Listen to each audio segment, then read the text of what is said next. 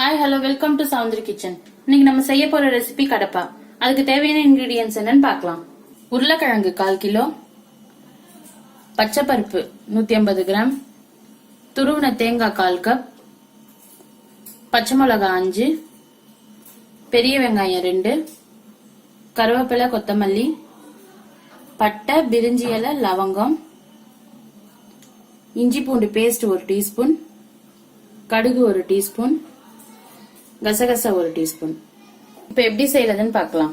உருளைக்கிழங்கையும் பச்சை பருப்பையும் 3 விசில் வேக வச்சு எடுத்துக்கோங்க. நெக்ஸ்ட் ஒரு பேன்ல ஆயில் ஊத்தி கடுகு 1 ஸ்பூன், பிரிஞ்சி இலை, பட்டை, லவங்கம் 4, கடுகு பொரிஞ்சதும் பச்சை மிளகாய், கருவேப்பிலை. பச்சை மிளகாய் கொஞ்சம் வதங்கட்டோன்னு வெங்காயம் ஆட் பண்ணிக்கலாம்.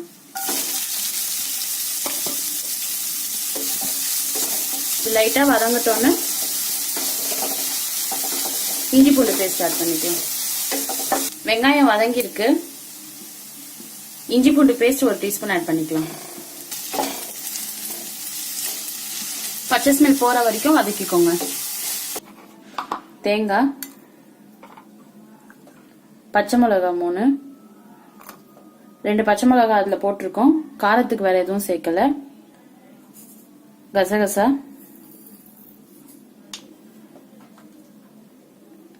சோம்பு 1 டீஸ்பூன். இதெல்லாம் ஸ்மூத் பேஸ்டா அரைச்சு எடுத்துக்கோங்க. பச்சை பருப்புல மஞ்சள் தூளும் பெருங்காயமும் போட்டு வேக வச்சு எடுத்திருக்கேன். இதை ஆட் பண்ணிக்கலாம்.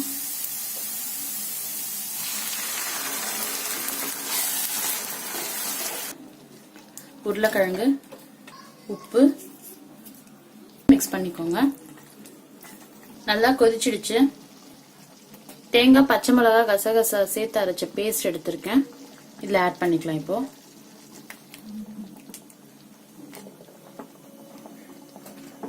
சிம்லயே வச்சு ஒரு 5 to 10 மினிட்ஸ் கொதிக்க விடுங்க. 10 மினிட்ஸ் நல்லா கொதிச்சிடுச்சு. இல்ல கொத்தமல்லி ஆட் பண்ணிக்கலாம். கடப்பா ரெடி. உங்களுக்கு இந்த வீடியோ பிடிச்சிருந்தா லைக் பண்ணுங்க, மறக்காம சப்ஸ்கிரைப் பண்ணுங்க. தேங்க்ஸ் ஃபார் வாட்சிங்.